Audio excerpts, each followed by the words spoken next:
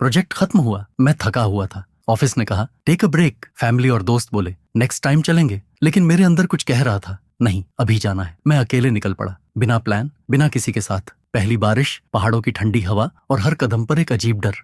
क्या मैं सही रास्ते पर हूँ? क्या ये डिसीजन मेरे लिए सेफ है? ग्रुप के साथ होता शायद मैं ये कभी महसूस ही नहीं करता, लेकिन अकेले हर इनकाउंटर, हर साइलेंस, हर ड्रॉप ने मुझे कुछ सिखाया। ये सिर्फ ट्रिप नहीं था, ये वो सफर था जो मंजिल से ज्यादा जरूरी था। और वही वो सीक्रेट मैं आपसे शेयर करने वाला हूँ। उस दिन प्रोजेक्ट सबमिट करते समय मेरे हाथ हल्के कांप रहे थे। महीनों की मेहनत थी, late nights, endless revisions, client calls, pressure, expectations, सब एक ही फाइल में बंद था। जब फाइनल सबमिट का बटन दबाया तो ऑफिस की स्क्रीन पर सिर्फ एक कंफर्मेशन मैसेज आया, लेकिन मेरे अंदर जैसे एक पूरा चैप्टर खत्म हो गया। सबने कंग्रेचुलेशन कहा, टीम ने क्लैप किया, मैनेजर ने मुस्कुराकर कहा great work, you earned a break, take a few days off. मुझे हैरानी हुई, लीव इतनी आसानी से मिल गई? यूजुअली तो अप्रूवल के लिए फॉलो अप करना पड़ता था, लेकिन इस बार एचआर ने खुद मेल भेज दी, प्लीज टेक सम रेस्ट। शायद सच में मैं बहुत थक गया था। पहले दिन छुट्टी लेकर मैं देर तक सोया, लगा कि यही रेस्ट है, लेकिन दोपहर तक समझ आया ये सिर्फ नींद है, सुकून नहीं। शरीर आराम कर रहा था, दिमाग अब भी भाग रहा था। अंदर एक खालीपन था, जैसे प्रोजेक्ट खत्म हुआ लेकिन मैं कहीं अंदर से खत्म सा हो गया हूँ। शाम को मैंने फैमिली ग्रुप में मैसेज किया, सोच रहा हूँ 4 से 5 दिन कहीं घूमने चला जाऊं, कौन फ्री है?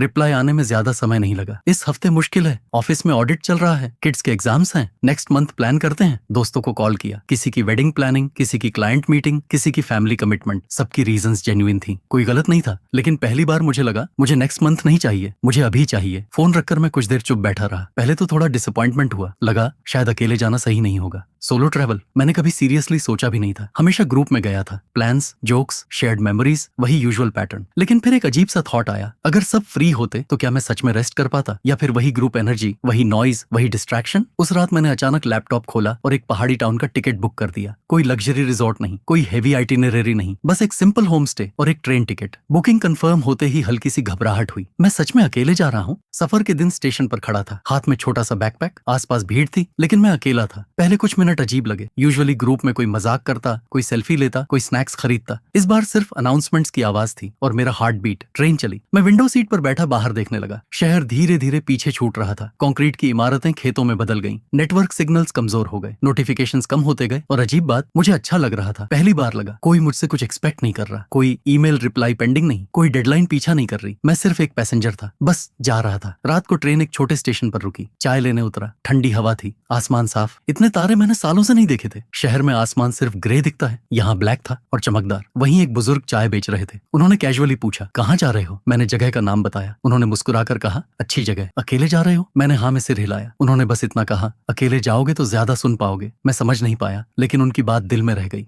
पहाड़ी टाउन पहुंचते ही हल्की ठंड ने स्वागत किया। हवा में नमी थी, छोटी छोटी दुकानें, धीमी चाल वाले लोग, कोई भाग दौड़ नहीं। होमस्टे पर पहुंचा तो एक मिडिल एज्ड कपल ने दरवाजा खोला। सिंपल लोग, वार्म स्माइल। कमरे में कोई लग्जरी नहीं थी, बस एक खिड़की थी जिससे पहाड़ दिखते थे। मैंने बैग रखा और कुछ देर खिड़की के पास खड़ा रहा। पहला दिन थोड़ा ऑकवर्ड था। ब्रेकफास्ट अकेले, मार्केट अकेले, वॉक अकेले। कभी कभी इंस्टिंक्टिवली फोन निकाल लेता, सोचता किसी को कॉल करूं, फिर खुद से पूछता क्यों, सिर्फ साइलेंस भरने के लिए। दूसरे दिन सुबह बहुत जल्दी आंख खुल गई। अलार्म नहीं लगाया था, शायद शहर की हैबिट थी जल्दी उठने की। बाहर हल्की धूप थी, मैंने जैकेट पहनी और बिना प्लान के चल पड़ा। रास्ता एक व्यू पॉइंट तक जाता था, वहां कोई नहीं था, सिर्फ मैं और राइजिंग सन। सूरज धीरे धीरे पहाड़ों के पीछे से निकल रहा था। हवा ठंडी थी, बर्ड्स की आवाजें साफ सुनाई दे रही थी। अगर ग्रुप होता शायद कोई सो रहा होता, कोई कहता यार बाद में चलते हैं, कोई फोटोज पर फोकस करता। मैं वहां खामोश खड़ा था और पहली बार मैंने सिर्फ देखा, बिना कैमरा, बिना फिल्टर। उस मोमेंट में कुछ बदला। मुझे लगा मैं पिछले कई महीनों से सिर्फ परफॉर्म कर रहा था, यहाँ मैं बस एग्जिस्ट कर रहा था। सोलो ट्रैवल आसान नहीं था। तीसरे दिन मैं एक छोटे रास्ते पर गया और जल्दी ही भटक गया। गूगल मैप्स ने सिग्नल खो दिया। थोड़ी देर फ्रस्ट्रेशन हुई, लगा अब तो वापस लौटना पड़ेगा। लेकिन फिर मैंने पास वाले घर के बाहर खड़े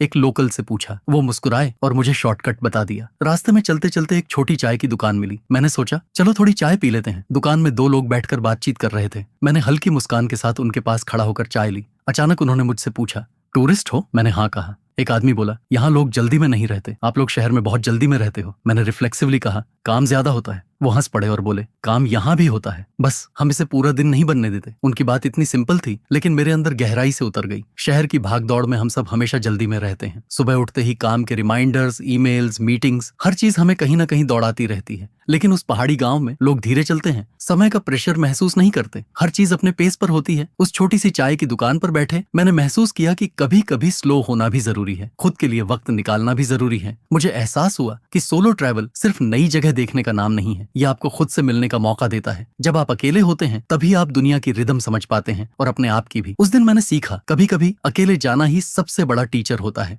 एक शाम हल्की बारिश शुरू हो गई। मैं बिना छतरी के था। पहले इंस्टिंक्ट था कि किसी शेल्टर की तलाश करूं, कहीं जल्दी पहुंच जाऊं, भीगने से बच जाऊं। लेकिन अचानक एक विचार आया, भीग जाऊं तो क्या। मैंने कदम धीरे धीरे बढ़ाए और बारिश में चलना जारी रखा। पहले थोड़ी ठंड लगी, कुछ देर में कपड़े पूरी तरह गीले हो गए। बारिश की बूंदें सीधे चेहरे पर गिर रही थीं। आसपास की हवा और मिट्टी की खुशबू ने ऐसा एहसास दिया जैसे मैं किसी सिटी के कंक्रीट से दूर प्रकृति में शामिल हो गया हूं। हर ड्रॉप ने मेरे शरीर की थकान को वॉश कर दिया। वही स्ट्रेस, वही डेडलाइंस, वही प्रेशर, सब धीरे धीरे गायब होने लगे। कुछ पल ऐसा लगा कि सिर्फ मैं और बारिश है। कोई जजमेंट नहीं, कोई एक्सपेक्टेशन नहीं। अगर ग्रुप होता शायद हम शेल्टर ढूंढते, जल्दी भागते या कंप्लेंट करते। शायद किसी की हरी, किसी की प्लानिंग, किसी की इंपेशंस मुझे डिस्ट्रैक्ट कर देती। लेकिन उस दिन मैंने भागना बंद किया। मैंने स्वीकार किया कि भीगना, स्लो होना, अकेले होना, ये सब फ्रीडम है। और उसी फ्रीडम ने मुझे मेरी थकान, मेरी परेशानियां और मेरी लिमिट्स से दूर किया। बारिश ने मुझे सिर्फ भिगाया नहीं, उसने मुझे आजाद किया। रात को कमरे में जर्नल लिखने लगा। शुरू में शब्द नहीं मिले, फिर धीरे धीरे निकलने लगे। मैंने लिखा, मैं हमेशा स्ट्रांग दिखने की कोशिश करता हूँ। मैं थकता हूँ लेकिन मानता नहीं।